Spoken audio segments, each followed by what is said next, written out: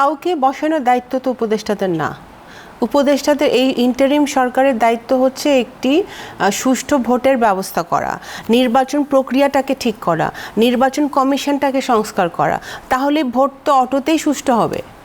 আমি যদি সুষ্ঠু ভোট করতে চাই, আমার যদি উদ্দেশ্য থাকে, ইন্টারিম সরকারের যদি উদ্দেশ্য থাকে যে আমরা একটি স্বচ্ছ, free and fair participatory election আমরা ব্যবস্থা করব, সেটা যদি হয় তাহলে তো জনগণই বেছে নিবে।